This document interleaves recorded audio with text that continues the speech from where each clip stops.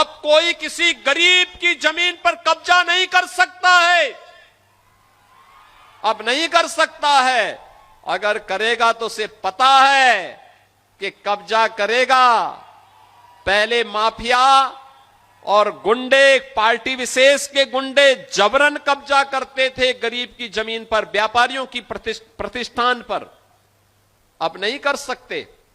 अब करेंगे तो उसे मालूम है कि बुलडोजर आएगा, संपत्ति को फिर से जब्त करवाएगा, अवैध कब्जे को तो हटाएगा ही हटाएगा, बाप दादों की अर्जित संपत्ति को भी एक कब्जे में लेकर के गरीब का मकान बना करके गरीब को वितरित कर देगा।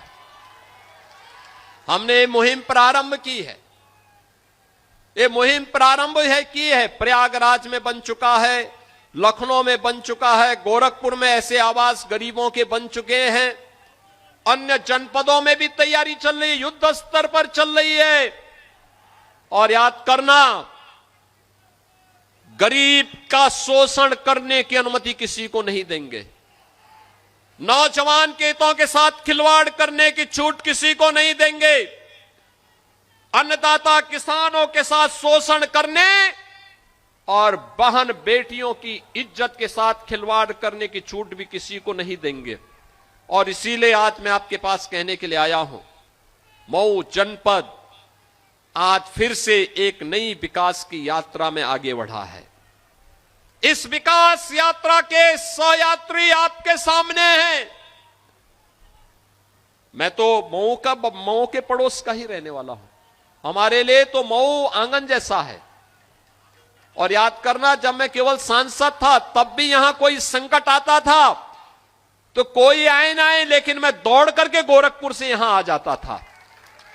मैं तब भी आता था, तब भी हम लोग लड़ते थे यहां की लड़ाई को, क्योंकि मेरे लिए यह राजनीति से बढ़कर के था। और आज फिर मैं आपको आश्वस्त करने के लिए आया हूं। कोई सोचता था कि गोरखपुर से वाराणसी का मार्ग 4 लेन का होगा? कोई सोचता था कि मऊ से लखनऊ की दूरी अब मात्र 3 घंटे की हो जाएगी, 2.5 से 3 घंटे की? आप सोचो ना, आप चाहिए पूर्वांचल एक्सप्रेसवे से धड़धड़ा करके 3 घंटे में लखनऊ। यानी दुनिया में आप जाएंगे, इतनी दूरी पे लोगों के एयरपोर्ट होते हैं बड़े बड़े शहरों में। एयरपोर्ट पे कोई उतरता है, इतना दूरी तय कर